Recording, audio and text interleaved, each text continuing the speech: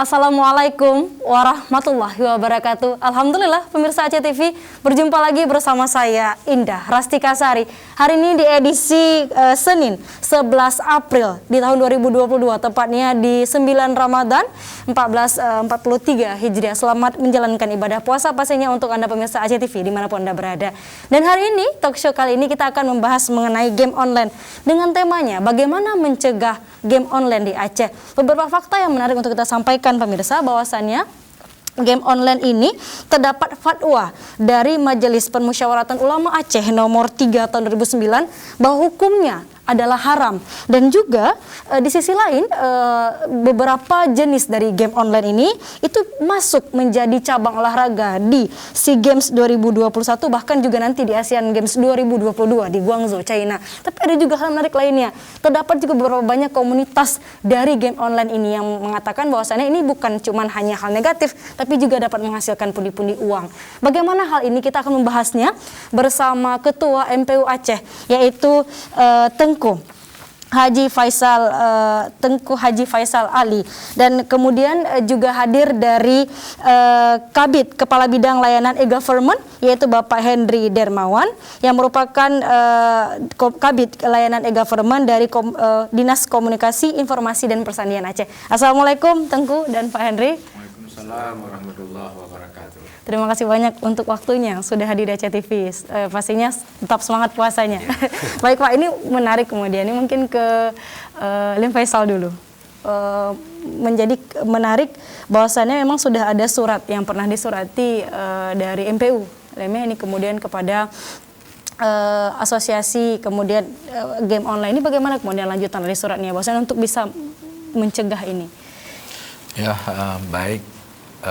Kalau berbicara tentang pencegahan, sebenarnya ini di luar kewenangan Majelis Permusyawaratan Ulama Aceh. Jadi MPU itu diberikan kewenangan untuk menyampaikan fatwa hukum.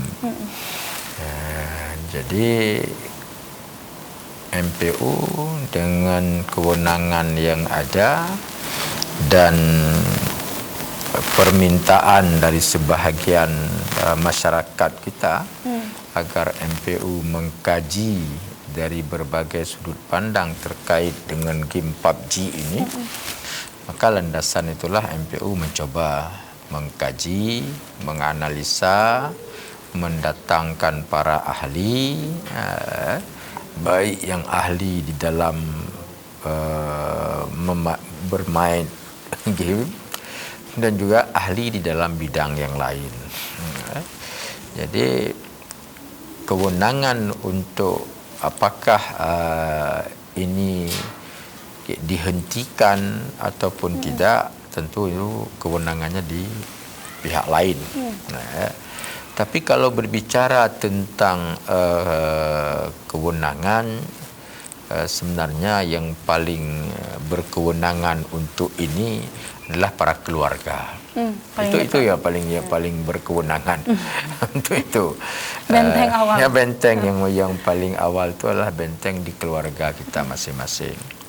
Kalau itu bahwa sudut pandangnya sesudah dikaji, sesudah dianalisa, dicari referensi-referensi, ternyata itu lebih banyak mudaratnya daripada manfaatnya, maka pihak keluarga terutama sekali perlu mencegah, perlu menjaga agar anak-anak mereka itu jangan sampai terkontaminasi dengan game ini.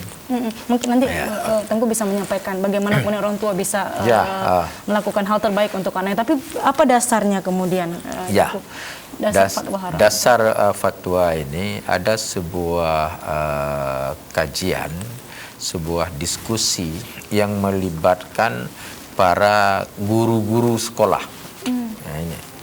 Jadi para guru-guru sekolah di sini mengeluh terhadap perilaku anak-anak didiknya. Kan ada sebahagiannya bukan hanya perilaku yang aneh, yang kasar, tapi juga tertidur di ruangan belajar. Kan? Jadi ini yang landasan dari diskusi itu, di dalam sebuah diskusi itu makanya dilemparkan ini ke MPU. Dilemparkan ini kepada MPU, maka MPU melihat, mengkaji apakah ini sangat urgen untuk kita kaji. Dan makanya MPU membentuk panitia musyawarah. Panitia musyawarah, mereka lah yang akan memutuskan. Jadi di panitia musyawarah ini ada 13 orang anggota MPU. Mereka lah yang memutuskan apakah ini layak ataupun urgen untuk kita fatwa ataupun tidak. Ternyata hasil kajian dari panitia musyawarah ini yang 13 orang ini ternyata sangat layak untuk kita kaji, kita lihat dari sisi fikih dan pendukung-pendukung yang lainnya. Berdasarkan ini, panitia musyawarah itu sudah menganalisa layak untuk difatwakan, maka kewajiban daripada panitia musyawarah ini mencari para tenaga ahli. Nah, dicarilah orang-orang yang paham tentang permainan ini. Yang ahli lah dianggap tentang permainan ini.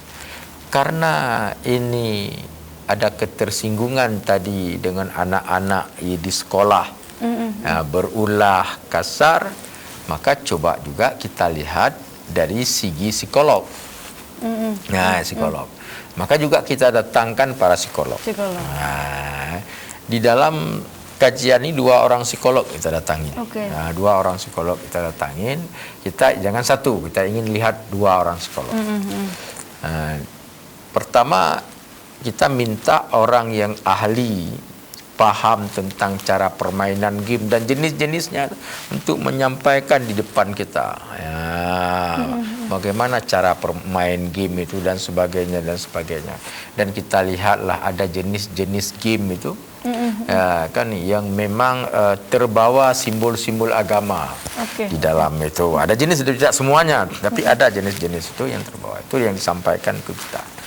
Sesudah itu kita tanya kepada psikolog, bagaimana pandangan psikolog terhadap anak-anak ataupun siapapun yang ketagihan dengan game ini. Kan? Ternyata para psikolog menyatakan berbahaya. Dan betul-betul psikolog mengatakan anak-anak yang sering bermain game ini dia tidak akan patuh lagi, tidak mau mendengar orang tua, kasar, kan adab itu tidak ada. Ini yang disimpulkan oleh psikolog. Ada 2 kita bahan yang kita pertimbangan. Sesudah disampaikan oleh psikolog ini, karena bisa kita buktikan dengan realita, tim Panmus ini turun ke lapangan. Bisa melihat langsung. Bisa melihat langsung. Datang dengan datang mereka dengan misal ke warung kopi di mana sudah disampaikan tadi, sudah disampaikan oleh tadi yang ahli memperhatikan di beberapa warung kopi yang banyak. Datang kita ke sana, lihat apa benar yang disampaikan oleh psikolog. Kasar ini tuh, ternyata kita temukan tuh betul. Jadi tidak ada kesopanan. Di situ kakinya di atas meja, bahasanya kahke. Ini jadi tepat apa yang disampaikan oleh psikolog. Akhirnya barulah ini dipadukan dengan referensi keagamaan. Baru dipadukan dengan referensi keagamaan. Dari sudut pandang agama, hal-hal yang seperti ini bagaimana? Kalau sesuatu yang bisa menimbulkan kekasaran bagaimana? Kita lihat dari sisi keagamaan. Maka menghasillah kajian itu kepada sidang paripurna di NPU Aceh, itu yang menghasilkan sebuah fatwa nomor 3 tahun 2019. Itulah fatwa yang sudah kita sampaikan ini kepada pemerintah, dan pemerintah sepakat dengan kita bahwa ini harus kita antisipasi Cuman karena tadi pemerintah daerah punya keterbatasan di dalam hal mengeksekusi dalam setiap fatwa. Dalam fatwa kita khusus masalah ini karena ini ada keterkaitan dengan pemerintah pusat. Tapi yang penting segala sesuatu itu tanggung jawab kita kepada Allah. Itu yang penting sekali, bahwa Allah sudah memberikan tanggung jawab ke kami. MPU dalam hal menjelaskan hukum sudah kita lakukan tanggung jawab itu, dan teman-teman di pemerintah Aceh, Pak Agum sudah juga berusaha menyampaikan itu kepada pemerintah pusat. Nah, jadi dalam konteks tanggung jawab yang diberikan oleh Allah dan yang diminta pertanggungjawaban oleh Allah kepada kita sudah selesai. Kita lakukan ya kan.